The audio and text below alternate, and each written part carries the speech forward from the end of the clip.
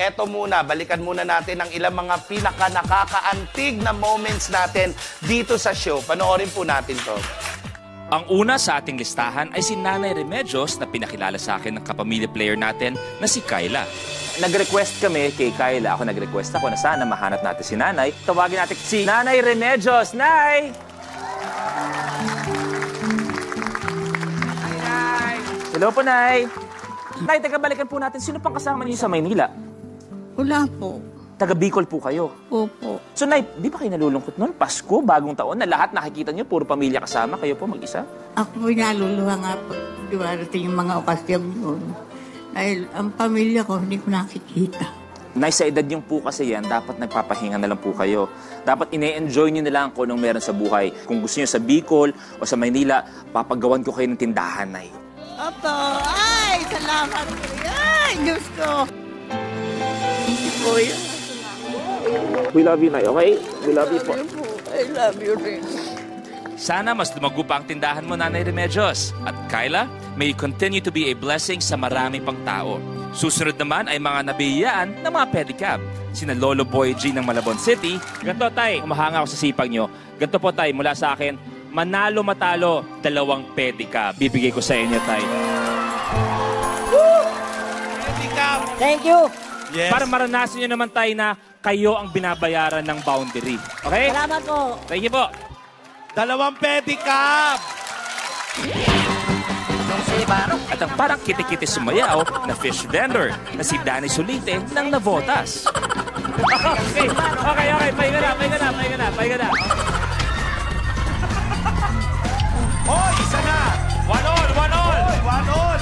Unahan na lang! Nauna na! Sayang!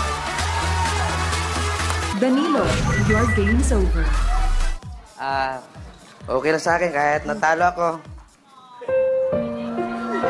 Pero masaya pa rin ako. Marami nanonood sa amin dito. Okay lang sa akin. De, sabi mo sa likod kanina, nag-uusap-usap kami. Sabi ni Kuya Danny, medyo napapagod ka ng mga isda. Tama. Ano yung gusto mong gawin na lang? Gusto ko mag-cycle na ako eh. Gusto mo mag-pedicab? Ayaw ko na magtinda ng isda eh. Ilang pedicab? Gusto mo 2? Gusto ko nga. O, pinasaya mo ako, 2 pedicab mo.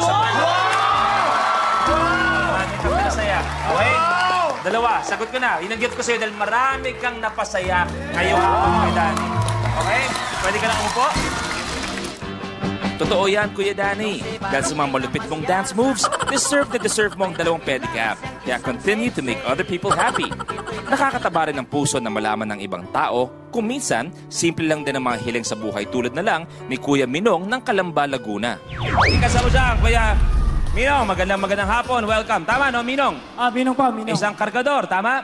Tama po. Ano ba ang kinakarga? Ang kinakargo po ay nitrocellulose po, yung isang sakong bulak po na 25 kilos po ang timbang.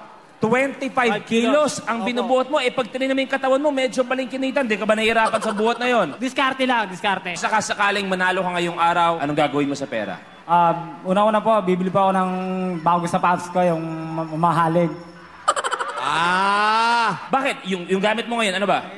Klase lang po ito eh. Isa lang ginagamit ko sapatos. Ano ba size mo? Anong sa... Jeez! Kuha ko isang sapatos sa kotse. Bigyan ko na kay Minong. 6. Ano meron dyan? Nangako ako na si Kuya F ay tago na lang ni Minong yung pera. Ako na lang magbibigay ng sapatos. Eto yung 2. Actually, ko sa'yo yan. Para gamitin mo. Sa'yo yan. Para gamitin mo. Okay na. Mamaya, pag upo mo, sukatin mo yan. Bibigay ko sa'yo. At marami pa akong tinabi doon para sa'yo. I love you, Kuya Luis. Okay? At least ngayon, may mga sapatos ka nang pwedeng pagpalit-palitin. Kaya naman, enjoy your new shoes, Kuya Minong. At ang pinakahuli ay ang masayahing traffic enforcer na si Kuya Fresco Gayo Jr. ng Binyan, Laguna. Ano yung naging inspirasyon niyo para may ngiti ulit yung mga labi ninyo? Kasi hindi biro pinagdaanan niyo. Kailangan na lang talagang tanggapin yung nangyari. Yung talagang hindi para sa amin yung mga bata na dapat para sa amin. Well, meron kayong 2 extra angel actually sa ibang pamilya. Yeah. Nagtatay, kung pwede mo silang kausapin, ano yung mensaheng bibigay mo sa 2 anak mo? Nak, tulungan niyo si Papa manalo ng 1,000,000 na. Lilipat ko kayo sa sementeryong talagang doon kayo nararapat. Daanan ng mga tao, doon lang namin inano. Sa gilid kasi wala kasi kaming pera na para sa mga sanggol kasi may mga kanya-kanyang pinto kasi yung mga sanggol. Doon sila dapat. Okay, Kung manalo man ako ngayon, Magkano ba pala isang ganun? Yung, unfortunately, yung sa lugar doon. tinanggap sa amin noon yung dalawa kong anak, dalawang pangalan na bali 6,000 po. 6,000. Opo. Dalawa na sila. Dalawa po magkasama na po sa isang botas po na maliit. Ako na bahala doon. Bahala. Gusto ko pag naiisip mo sila, tama kung saan sila namamahinga at karapat-dapat. Okay? Maraming salamat. Ako na bahala doon kay friends kung mag-uusap tayo, okay? Ilan lamang sila sa mga taong nagbigay ng ngiti at inspirasyon sa ating lahat. Kapos man sila sa buhay, pero dahil sa mga mabubuti nilang puso at pagpupursige sa buhay, tinuturuan nila tayong ngumiti sa gitna ng mga problema at magpasalamat sa lahat ng biyayang natatanggap natin, maliit man yan o malaki. Mabuhay kayo at sana ay maging blessing din kayo sa ibang tao kahit sa inyong munting paraan. Alam mo, Kuya Lu, ikaw Yes. talagang tunay na lodi namin, Kuya Thank you. Luis. Kaya ang hiling namin, ingatan mo ang sarili mo para marami ka pang Thank you, matulungan. thank you. Diba? Tama?